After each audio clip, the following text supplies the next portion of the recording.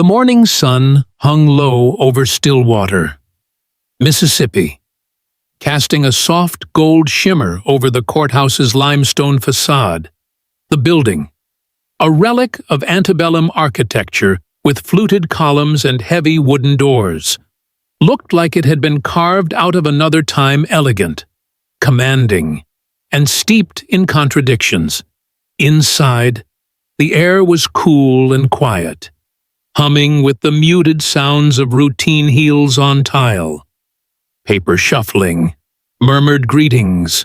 At 8:15 sharp, Judge Lenora Tate stepped through the east entrance, coat pressed and eyes sharp, like she had for the better part of 35 years in law.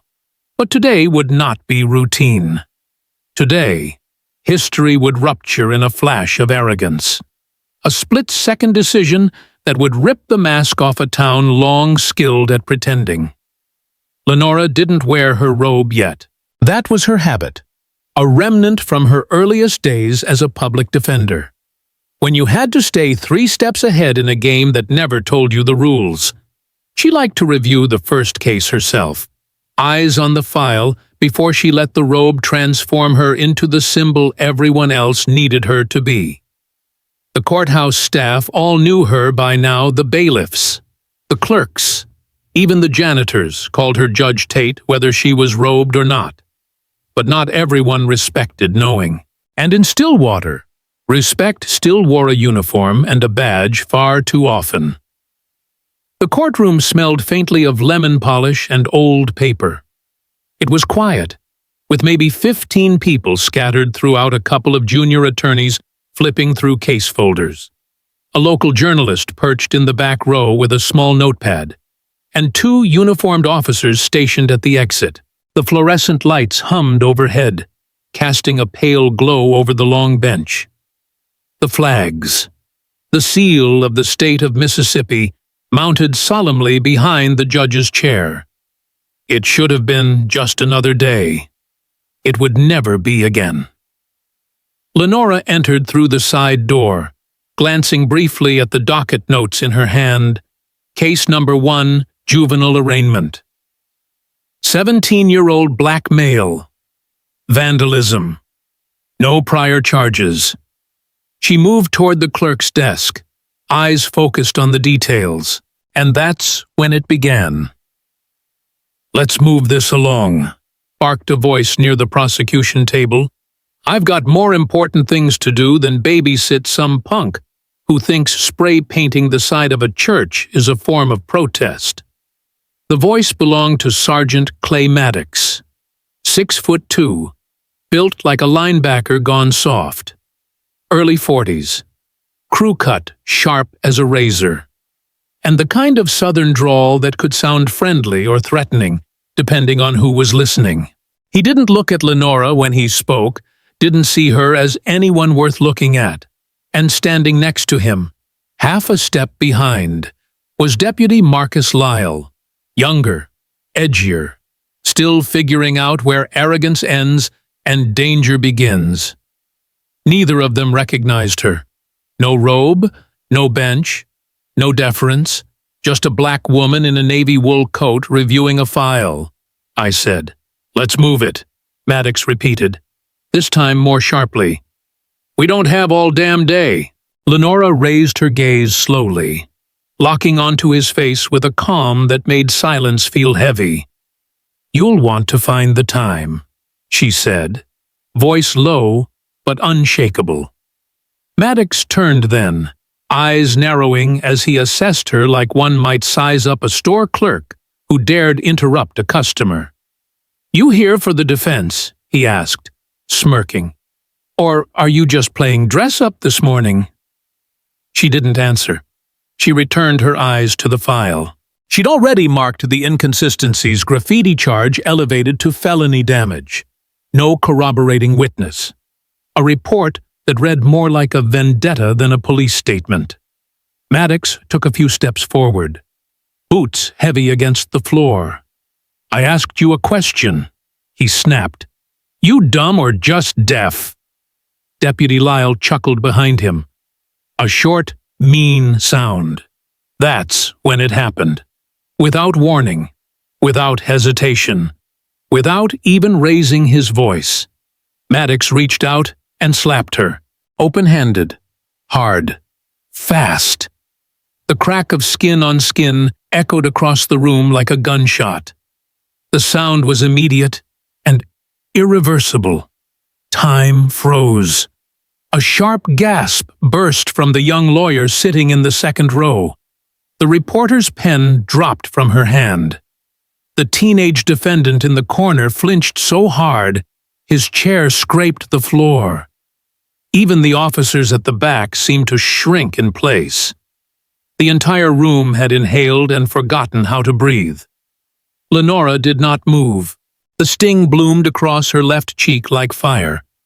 But she didn't flinch, didn't stagger, didn't retreat. Instead, she turned her head slow, deliberate, and met Maddox's eyes.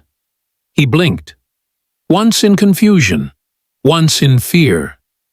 The smirk was gone.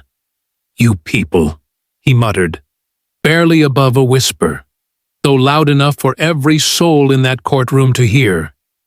"You people don't know your place." It was the last thing he said with any confidence, because Lenora Tate took a single step forward, then another, and the room, still breathless, watched her move past the table, past the stunned clerk, past the frozen attorneys, until she reached the low steps of the bench. She climbed them like a queen returning to her throne, not in fury, but in purpose. She turned. She faced the man who had struck her. And then she sat. "Sergeant Maddox," she said, her voice ringing clear, controlled, terrifying in its calm. "Is this how you treat officers of the court?" The blood drained from Maddox's face. Lyle's eyes went wide. "What?" The Maddox stammered. "What are you talking about?" She didn't blink. "Did you just strike me in this courtroom?" He looked around. Desperate. "I didn't know who you were." "That's not what I asked." Her tone sliced the air like a blade. "Did you put your hand on me? Yes or no?" The room was still as death. A cough from the gallery sounded like a gunshot. I thought Maddox started again, his voice cracking. "You weren't in your robe. I didn't know. You thought I was beneath you," Lenora said. He said nothing. "I'll take that as a yes." One of the gallery journalists had her phone out now. Camera pointed directly at the judge's bench. The red light blinked. Recording, witnesses, evidence, time-stamped history. Lenora glanced at the clerk. "Ms. Jensen, please enter into the official record that Sergeant Clay Maddox has admitted, on the record, to striking a seated judge in open court." "Yes, Your Honor," the clerk said, her hands trembling over the keyboard. Lenora turned to one of the officers in the back. "Officer Rendell, is this courtroom under video surveillance?" "Yes, ma'am," he said, his voice tight. "Then, I assume this incident has been captured." "Yes, ma'am, audio and video." She nodded once. "That will suffice." Maddox looked like a man drowning in dry air. His hands fisted at his sides, jaw tight, face blotched with color. "You've operated with impunity for a long time," Lenora said, "but today. That ends." She rose from the bench slowly, letting the silence press against every ear in the room. "With the authority granted to me under Mississippi state law, I am placing Sergeant Clay Maddox under immediate judicial investigation for the criminal assault of a public official, namely." A seated judge. A murmur rose from the gallery. Someone whispered, "My God." Another. He hit a judge. She turned to the bailiff, Officer Devon Ware, who had entered quietly during the confrontation. "Officer Ware, please place Sergeant Maddox under temporary detainment. Do not cuff him yet." But he is not to leave this room. Ware nodded. Yes. Judge Tate. Maddox's voice broke. Desperate now. You can't do this. This is a misunderstanding. Lenora's eyes narrowed. You assaulted a woman without provocation. Your only defense is ignorance. That's not misunderstanding. That's misconduct. He took a step forward. Officer Ware mirrored him. Maddox stopped. You think I'd hit a judge? Maddox pleaded. You think I'd hit someone if I knew? That's exactly the problem, Lenora said. You didn't think. You assumed. You believed no one in this room could possibly be above you, especially not someone like me. And then? Quieter. You've been protected for years, Sergeant. But this time, the cameras were on. The witnesses are here, and the woman you hit didn't break. She stood. She looked out across the courtroom, her voice rising with quiet power. Let the record show that justice is not a robe. It's not a bench. It's not a title. Justice is how we respond when power is abused. And today, we responded. The air in courtroom 2 was thick with something unspoken vindication. Shock. Awe. The courtroom hadn't erupted. It had changed, transformed into a stage for reckoning. Outside, the town of Stillwater kept moving, unaware of what had just detonated behind those neoclassical walls. But inside, a fire had been lit, a judge had been struck, a system had been caught on tape, and the woman at the center of it all was not backing down.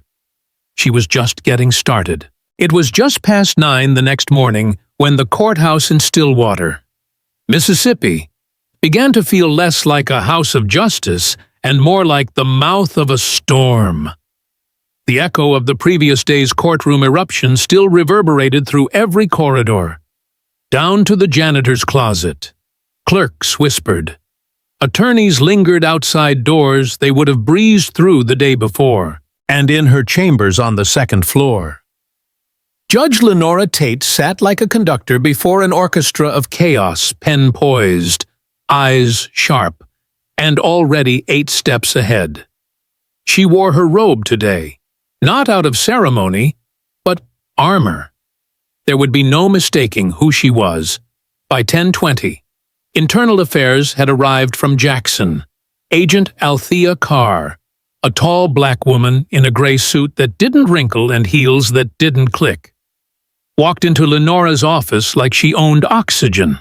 She didn't speak right away, just laid down a thick leather case and opened it with deliberate slowness, her eyes locking onto Lenora's with something like quiet solidarity and warning. Behind her, Agent Luis Espinoza stepped in. Mid-30s, Latino, crisp, button-down, clipped tone, the kind of man who never blinked more than once per minute. They took their seats without invitation. They didn't need one. I saw the footage, Carr said, flipping open the file. Your poise under pressure was surgical. Now we do the autopsy. Lenora nodded, sliding a single yellow legal pad across the table. I want every report Sergeant Clay Maddox has touched. Complaints, arrest records, testimonies, anything his name's on. Espinoza raised a brow. You expecting a few red flags? I'm expecting a graveyard, she said. By noon, the digging had begun. Devon Ware, her bailiff of 15 years and friend of 20, was the first to return with something rotten. He stepped into her chambers with a manila envelope and the kind of look you only wear when you've seen something you can't unsee. Found a complaint filed 7 years ago, he said, dropping the folder onto her desk. 17-year-old black boy, accused of resisting arrest. No body cam footage logged. No charges filed. Case dismissed before arraignment. Maddox was lead officer. Lenora opened the file and read the first 3 lines. "Where's the kid now?" "Can't find him." She looked up. "Alive." Devon didn't answer. He didn't have to. By 3 that afternoon, the storm had broken open. 14 complaints.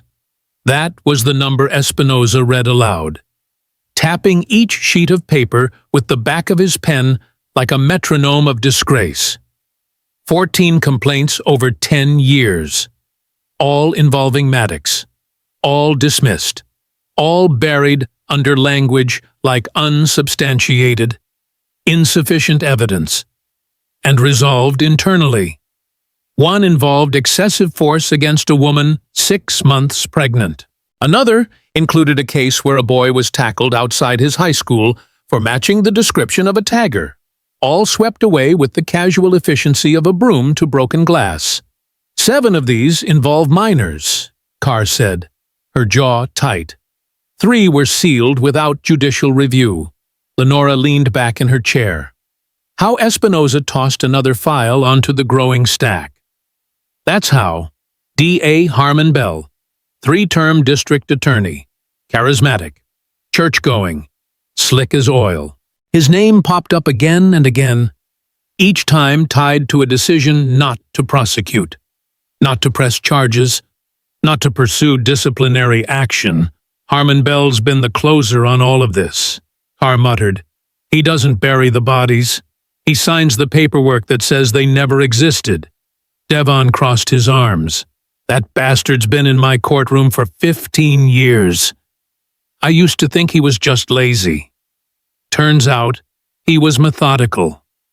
By 5:45, Lenora's chambers looked like a war room.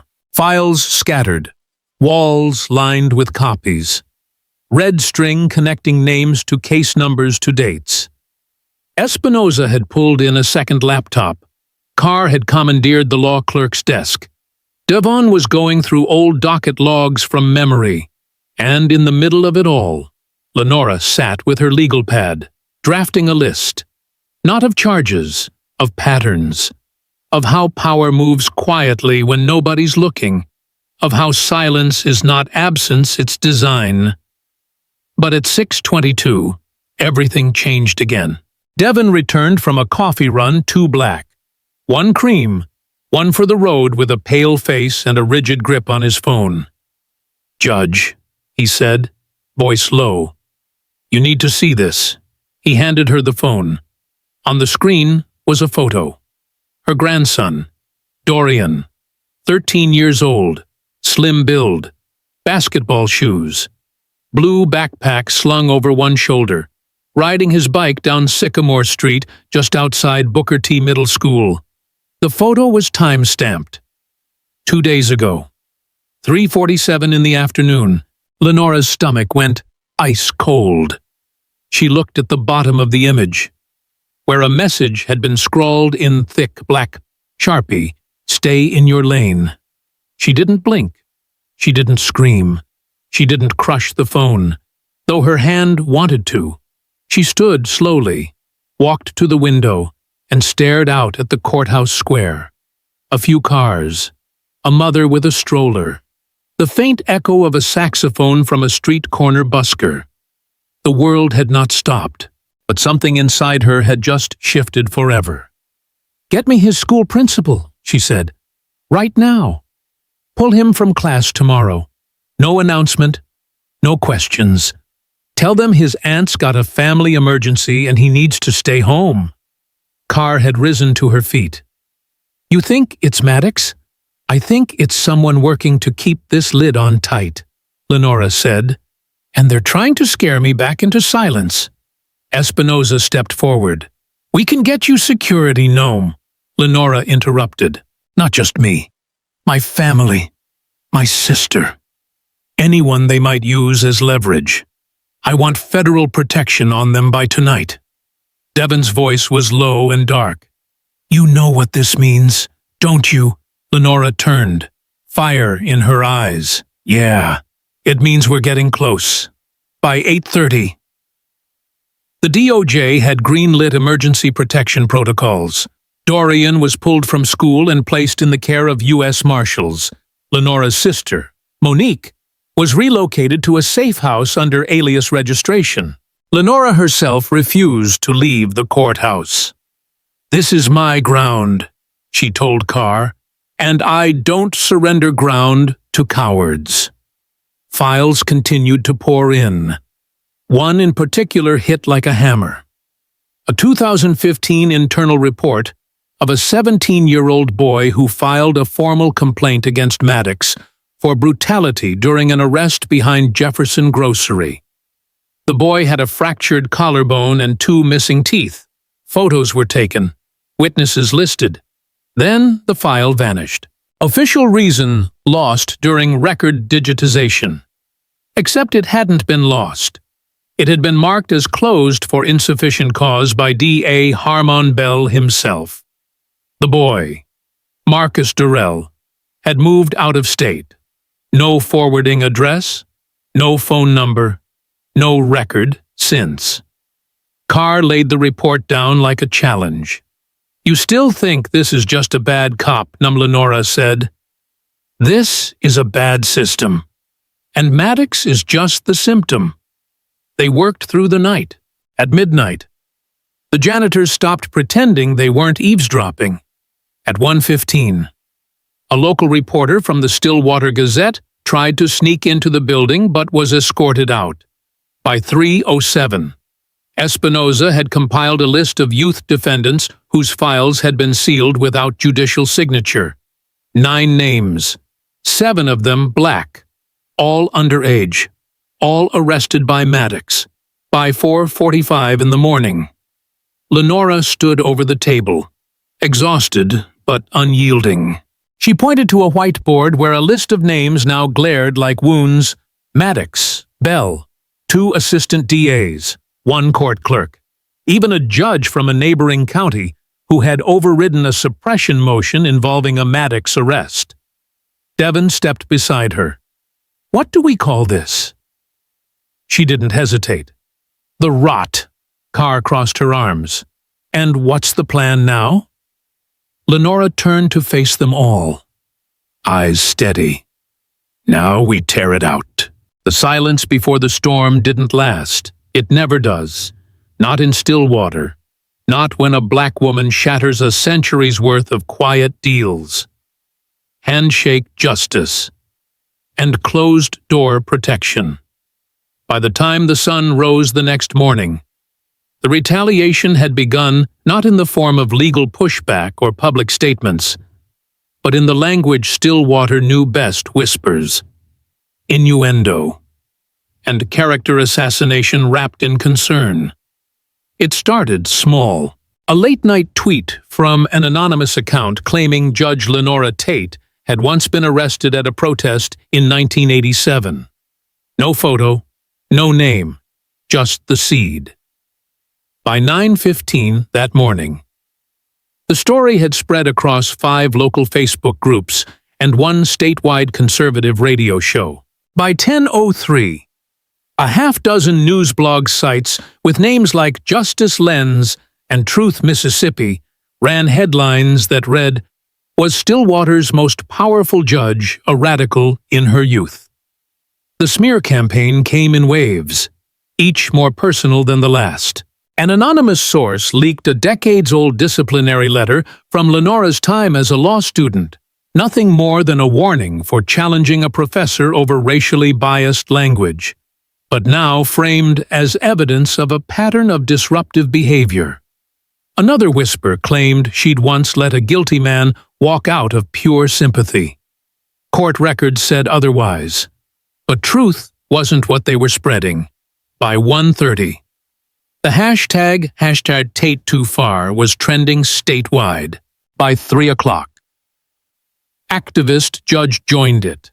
Bots posted the same message with eerie consistency: "We need judges who uphold the law, not rewrite it," outside the courthouse. Someone plastered flyers to lampposts with Lenora's face, photoshopped beside a clenched fist symbol, and the words, "She's not here for justice.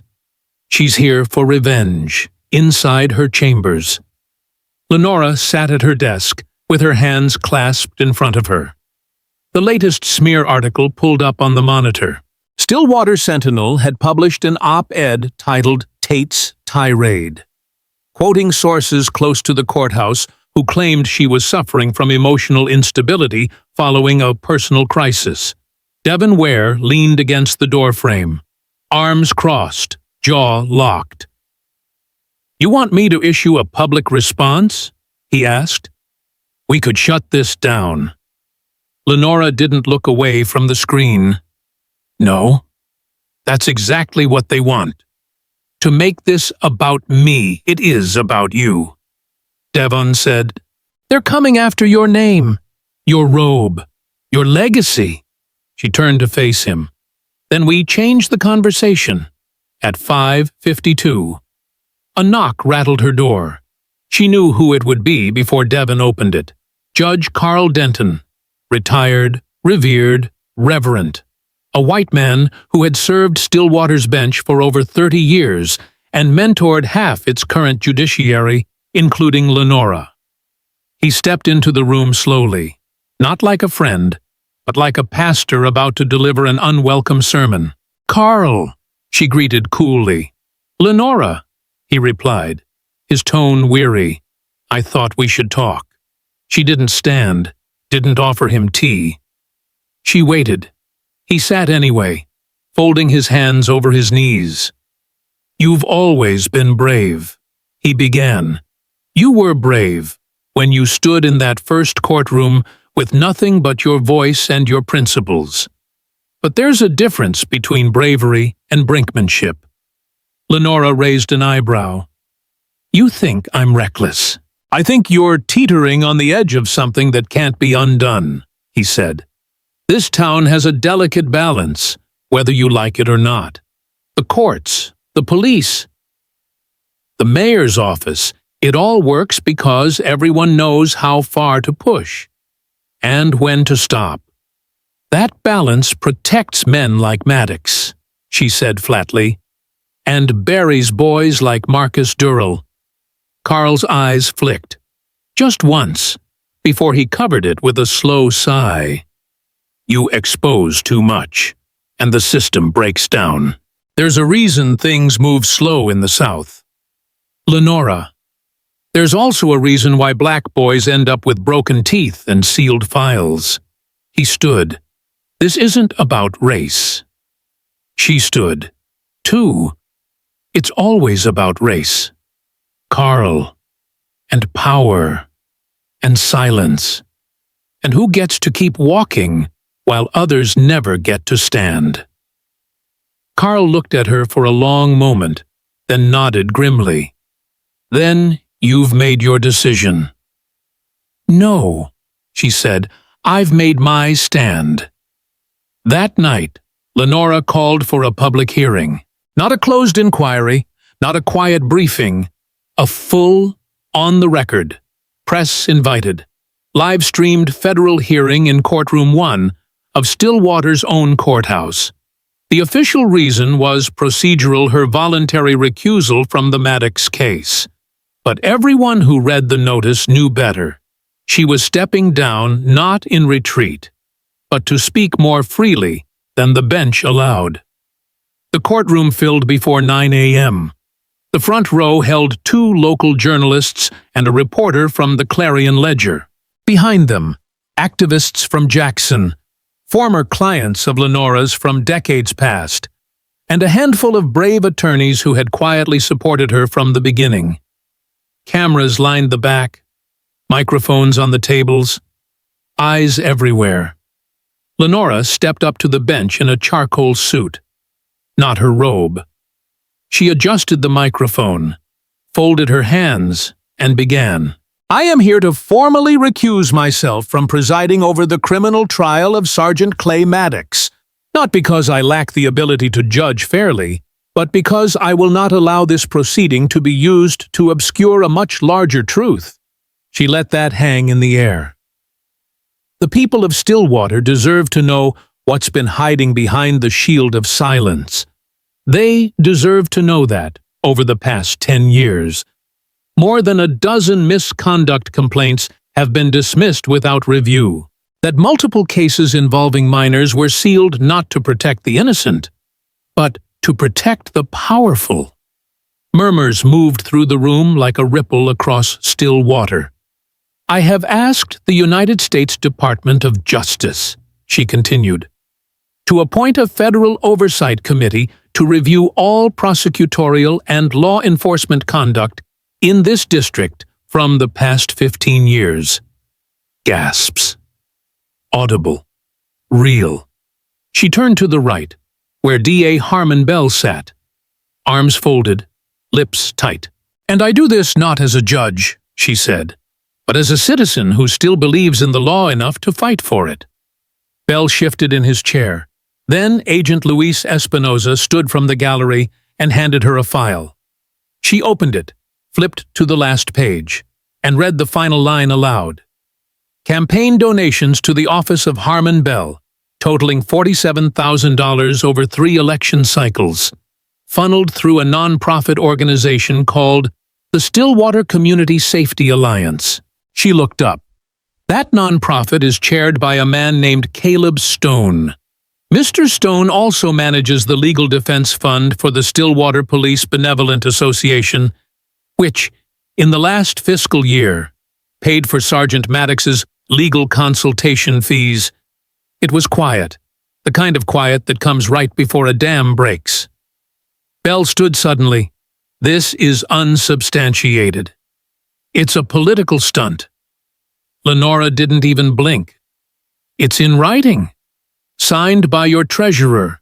Confirmed by IRS filings." He turned to leave. "Mr. Bell," she said sharply, "are you walking away from a public hearing?" He froze. And then she said, into the microphone, voice firm enough to slice stone, "Let the record show that the district attorney has refused to answer questions about financial ties to law enforcement misconduct." The room erupted not in applause, but in realization. The dam had cracked. After the hearing, Lenora walked out into a wall of cameras. Reporters shouted questions. She didn't answer any of them. Devon stood to her right, Agent Carr to her left, and for the first time in weeks, her steps didn't echo alone. That night, the retaliation escalated. Another photo arrived, this one of Monique, her sister, walking to her car. A note scribbled on the back. "There's more than one way to silence a judge." Lenora stared at it in the glow of her office lamp. The courthouse now empty but for a few federal agents and the ghosts of everything she'd stirred up. Devon stood beside her, holding the message with gloved fingers. "They want you scared," he said quietly. "I am," she admitted, "but I'm not backing down." The next morning, social media exploded again. This time, it wasn't just hashtags, it was threats, accusations, deep fake videos of Lenora edited to look like she was attacking officers, comments demanding her resignation, a fake email claiming she'd used public funds to renovate her home. All of it false, all of it spreading like fire. Still, she showed up to work. Still, she answered the phone. Still, she signed off on new warrants, reviewed sealed files, flagged every case with Maddox's name. Because the dam hadn't just cracked, it had started to fall. And Lenora Tate had every intention of walking through the wreckage with the truth in one hand and a torch in the other. By the time the storm reached its center, Stillwater was no longer the sleepy southern town it pretended to be. It had become a courtroom with no walls, a place where every street corner echoed with whispers of names once untouchable. And Judge Lenora Tate, once praised softly in country clubs and smiled at during Sunday service, was now the woman who had set the whole city ablaze with nothing more than her voice, her bench, and her refusal to bow. The reckoning had arrived not as vengeance, but as consequence, sharp and deliberate as a gavel crack in the middle of a prayer. It began at 7:46 in the morning, 3 days after the public hearing. The announcement came from the United States Department of Justice. Federal charges had officially been filed against Sergeant Clay Maddox, assault on a federal judge, conspiracy to obstruct justice, and willful suppression of evidence under color of law. Each count carried weight. Each one was a nail driven into the coffin of impunity that Stillwater's power brokers had spent years hammering shut. And with it came the promise that Maddox would not fall alone. By 10:15, the booking photo was circulating across national news. Maddox, red-eyed and stunned, his badge no longer pinned to his chest but logged as evidence. Reporters camped outside the Stillwater courthouse, pens ready. Inside, Lenora moved like a general reviewing the front lines. There was no robe today, no bench, just a black blazer, a gray blouse, and the quiet fire that had refused to burn out since the moment his hand had struck her face. At 11:27, a single name broke the silence. Boone. Michael Boone Maddox's longtime associate, former evidence technician, and known fixer, was pulled into federal custody outside a gas station just west of Route 17, and within hours of his arrest, Boone began to talk. No deal had yet been offered, no immunity granted, but the man cracked open like a dropped egg. He gave them names, places, dates. He gave them the language of corruption. He said, Maddox wasn't the top. He was the enforcer, the one they used when a case needed to disappear or when a witness got brave. He named Deputy Marcus Lyle, Maddox ride-along and errand boy, as the man who had personally delivered sealed case files to unauthorized locations. Lyle was arrested at his home just past midnight, barefoot and shocked, his wife crying in the background, their young daughter watching from the staircase as her father was placed in cuffs. Next came Assistant DA Cheryl Lang, a sharp-tongued litigator who had once sat across from Lenora in a courtroom and now sat in a federal holding cell, accused of falsifying plea deal records and ordering the early shredding of misdemeanor complaints filed against officers. Then, Assistant DA Jerome Beckett, known for his Sunday sermons and weekday deals with the devil, was taken from his downtown office in plain sight, his briefcase left behind like the lies he'd forgotten to lock up. By the end of the week, Captain James Renner, a retired precinct commander who had signed off on nearly 24 internal reviews, was escorted from a fishing boat on Stillwater Lake, his lines still in the water, unaware the last catch of his career would be himself. Each arrest chipped away at the illusion, and for every name that went down, another came up.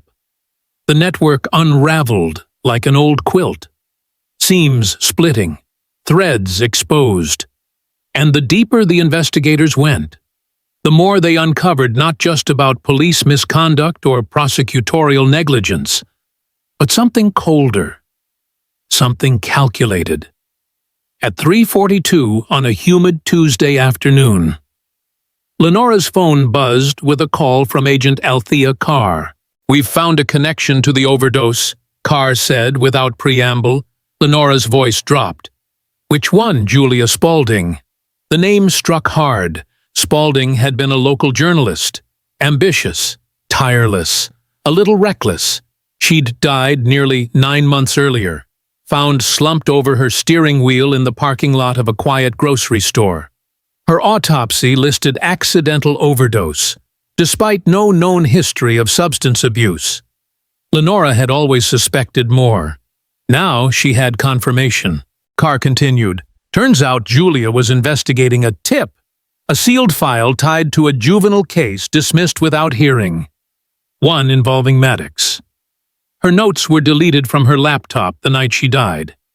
But tech forensics recovered fragments. She was trying to connect Caleb Stone's name to off-record fund transfers routed through a shell corporation out of Biloxi. Stone, Lenora repeated, the name as bitter as bile. Caleb Stone, the so-called philanthropist who ran the Stillwater Police Benevolent Association and chaired the Community Safety Fund, the same man whose signature appeared on half a dozen checks, now listed as questionable campaign donations. We're building the case, Carr said, but we're going to need more. Lenora didn't hesitate. Then it's time. At 5:29. She unlocked the bottom drawer of her desk and retrieved a binder. Black, leather-bound, weathered. She'd started it 12 years ago. Back when she was still a circuit judge. Back when things first started to feel off. One missing file. One strangely worded dismissal. One whispered warning from a clerk too scared to go on record. So she documented it all. Not formally. Not in court. Just a private record. Scribbled between cases. Compiled in margins and notes, and tucked away in case no one else ever saw the rot growing beneath the marble. She placed the binder on the table in front of Carr and Luis Espinosa. Every strange dismissal. Every file that didn't add up. Every time a complaint vanished, or a body cam failed, or a prosecutor changed the language in a charge. Espinosa opened the cover slowly. You kept all this I had to, Lenora said, because I knew this day would come. By 7:04, the war room had been reassembled. Whiteboards filled, pins placed, names connected. The binder offered patterns even the federal teams hadn't seen. A timeline, a structure, a hierarchy. And at its center, Caleb Stone. The man had never worn a badge, never stepped foot in a courtroom except to smile for campaign donations. But his fingerprints were on every decision that protected Maddox and his crew. He funded their legal shields. He hosted the charity galas. He brokered the behind-the-scenes compromises that kept files from reaching the judge's desk. Stone had built himself an empire of silence. One check at a time. But empires built on silence crumble under truth. Lenora stood before the map of it all and exhaled. Behind her, Devon entered the room with a fresh folder and a look she hadn't seen before. Not worry, not anger, but sadness. They sent another photo, he said, handing it to her gently. This time, it was Dorian. Again, but not riding, sitting, in a diner booth, looking at his phone, oblivious. The note on the back read, "The clock is ticking." Lenora sat down slowly, her eyes closed for a long moment. Then she looked at Carr. I want him moved again, tonight. No delays. Full federal protection. New location. I don't care if it's a cabin in Montana or a hotel in Atlanta. Carr nodded. We'll handle it. Lenora looked at Espinosa. And I want a subpoena for Caleb Stone's financials. All of them. His donors. His businesses. Every account he's ever funneled money through. If this ends with him, I want the whole damn rope pulled. Espinosa picked up the phone. By 9 o'clock. The courthouse lights still burned. Reporters were circling. The mayor's office had gone dark. And Stone, once the most untouchable man in Stillwater, was now on a federal watch list. The reckoning wasn't theoretical anymore. It had faces, names, charges. It had a binder, and it had a woman who refused to blink first. Lenora closed the door to her chambers at 10:17 that night. She looked at her reflection in the window, worn, weathered, but not weary. Her city was changing. Not quickly, not painlessly, but it was changing. She picked up her pen and kept writing. It was a Thursday morning, thick with Mississippi heat. the kind that settled into the back of your throat and made every breath feel like a decision. But outside the Stillwater courthouse, not a soul complained. The plaza was packed shoulder to shoulder by 8:15, a swelling crowd of reporters, citizens, students, activists, and clergy. Some carried signs that read, "Justice doesn't whisper and our judge, our voice." Others clutched photos of sons, daughters, brothers who had passed through the courthouse doors but never quite made it out whole. The courthouse steps, once just a backdrop for ribbon cuttings and handshakes, had transformed into a pulpit, and the city waited for one woman, and one truth too big to stay buried any longer. At precisely 9 a.m., the courthouse doors opened, and Judge Lenora Tate stepped forward, not in her robe, not behind a podium, but in a simple black suit. Her silver-streaked hair pulled into a low bun, her posture straight, her gaze unflinching. She walked like someone who had nothing left to fear, and everything left to say. Flanking her were Agent Althea Carr from Internal Affairs, Luis Espinoza from the DOJ, and Devon Ware, her bailiff, her friend, her constant. In Carr's hands was a sealed red folder, in Lenora's A-list, one she had waited over a decade to write. The crowd went silent as she reached the microphone. She didn't look at her notes. She didn't need to. "I became a judge," she began, her voice strong and level, "because I believed the law could protect people, because I believed truth, even if slow, would always rise. But belief without action is just a prayer with no wind. And this courthouse, this city has protected silence for too long." Camera shutters snapped. The wind shifted slightly. Stillwater held its breath. She raised the sheet of paper in her hand. "This list," she said, "contains the names of 22 individuals who, over the past 15 years, actively conspired through neglect, through corruption, through silence to deny justice to the very people they swore to protect." A murmur ran through the crowd.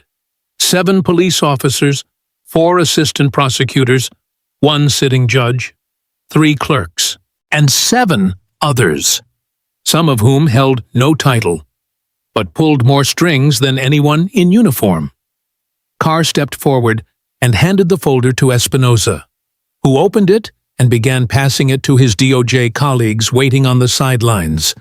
Lenora continued, "I am formally requesting that the United States Department of Justice initiate an independent review of 106 criminal convictions processed through this courthouse in the last 10 years, all cases tied to individuals on this list. Some of those convicted were guilty. Others may not have been, but every one of them passed through a system that was compromised. And that alone demands truth." A silence settled dense, reverent. Then Lenora took one step back from the microphone, folded the now empty page in her hand, and drew a breath. "This will be my final act from the bench." Gasps rippled across the steps. Cameras flashed. "I am resigning as judge of the Stillwater Circuit Court. Effective today." The silence broke like a dam. No, someone shouted. "You can't!" Lenora raised a hand, calm, composed. "I'm not stepping down because I'm tired," she said. "I'm stepping down because I did what I came here to do. I lit the fire. But someone else must keep it burning. This bench should not belong to me forever. It should belong to the people who come after. Those who won't need to prove their worth just to be heard." Devon's eyes glistened. Carr exhaled. Espinoza gave a subtle nod. "The law must never belong to those who think they can bend it. It must belong to those willing to carry it forward," she said. "Without ego, without fear, with honesty. As she stepped down from the microphone, reporters shouted questions about the DOJ, about the resignations, about what came next. But Lenora didn't answer. She had spoken. Now, it was the system's turn to listen, and it did, in the days that followed. Headlines swirled from coast to coast. Mississippi, judge resigns in protest. Exposes widespread corruption. Tate's list triggers federal sweep of Southern judicial system. Justice in Stillwater. One woman's stand. The federal investigation didn't stop at Stillwater. It spread like fire to 3 neighboring counties. Files reopened. Convictions re-examined. 5 more officials indicted. Caleb Stone disappeared, no trace, no explanation. His mansion emptied overnight like a ghost town. An emergency ethics council was convened at the state level, for the first time in a generation. Mississippi's judiciary wasn't just scrutinized, it was gutted, inspected, rebuilt. And through it all, Lenora kept silent. She declined every interview, ignored every invitation, refused every spotlight. Her voice had already spoken where it mattered. 1 month later. On a clear, bright morning, the courthouse, once just stone and shadow, opened its doors to something new. In a formal ceremony attended by federal officials, civil rights leaders, and a standing crowd of 300 people, Courtroom 1 was renamed the Lenora Tate Hall of Justice. The plaque was simple. It read, "For the ones who spoke when silence was expected. For the hands that didn't strike back but reached for truth." Inside, the courtroom was still the same, the bench, the flags, the marble walls. But something was different. The air was lighter, the echoes kinder. And across town, in a modest brick house tucked between oak trees and camellias, Lenora Tate stood barefoot on her front porch, a glass of sweet tea in one hand, the soft morning sun on her shoulders. It was just past 9. The birds chirped without hurry. A breeze danced through the azaleas. And there, down the hill, came Dorian, her nephew, 13 years old now, taller, stronger, the same wide grin. He rode his bike down the middle of the quiet street, his backpack bouncing behind him, his hands free, arms stretched wide like wings. There were no shadows chasing him today, no SUV idling at the corner, no camera lens lurking behind hedges. Just peace. He saw her and waved. "Auntie?" She smiled and waved back, her eyes damp with a pride too big for words. She watched him ride past free, safe, whole, and as the breeze brushed past her cheeks, Lenora whispered into the morning. "They tried to silence me with a slap, but they didn't know I came here to roar." In the story of Judge Lenora Tate, the woman who stood tall in Stillwater, Mississippi, when everything around her begged her to sit down, we are handed more than a courtroom drama or a tale of corruption undone. We are handed a mirror, a reflection of who we are as a country, and who we might yet become, if we're willing to listen, to act, and to fight for the kind of justice that doesn't whisper from back rooms but roars from courthouse steps. Because what happened in Stillwater doesn't just belong to the South, it belongs to every city, every town, every American who's ever wondered if the law still has room for ordinary people. It belongs to you, to me, to every person who sat at a dinner table and asked, "When will someone do something?" Lenora was that someone. She didn't come from wealth. She didn't come from political dynasty. She came from conviction, and in a single strike, in a moment so violent and so naked that it forced an entire city to look away from comfort and stare directly into truth, She changed the course of history. But here's the hard truth. Justice is not a moment. It's not one speech, one resignation, one courtroom renamed. Justice is the long fight. It's the 100 calls you make, the 500 votes you cast, the 10,000 conversations you start. It's the work of generations, not individuals. So what can we, as American citizens, learn from this story beyond the headlines and viral moments? First, silence is not neutrality. It is complicity. For over 10 years, people in Stillwater knew something was wrong. They saw complaints vanish. They watched young boys, mostly black, shuffled through a system that devoured their futures in the name of order. Judges signed papers they never questioned. Prosecutors winked across courtrooms. Officers like Maddox smiled because they believed the silence around them was approval. But silence was never innocent. It was intentional, and the longer it lasted, the deeper the rot grew. That's the first lesson when you see something wrong in your city council, your school board. Your police force say something. Speak up, write it down, share it. Because silence doesn't protect you. It empowers the people doing harm. And every time you let it slide, the system tightens its grip just a little more. Second, we must understand that systems do not fail by accident. They are designed intentionally, strategically, to protect power. Maddox didn't operate in a vacuum. He was protected by prosecutors, by oversight boards that looked the other way, by people like Caleb Stone, who wore suits instead of uniforms but wielded just as much control. That's why Lenora's decision to request federal oversight wasn't just brave, it was essential. Because when the people running the system are the ones corrupting it, you can't reform from the inside. You need outside eyes, outside force, outside accountability. So the next time someone tells you that a bad cop is just a bad apple, remind them what Lenora uncovered. It's never just one.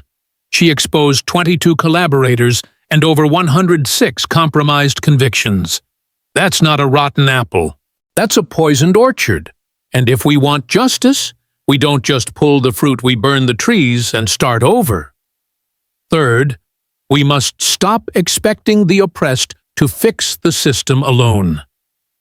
Lenora fought with brilliance, but she also fought alone for far too long. And that's not heroic. That's exhausting. Across this country, we have thousands of Lenora's teachers, organizers, whistleblowers standing alone in school board meetings, writing emails that go unanswered, filing reports that vanish in bureaucratic smoke. We owe them more than applause.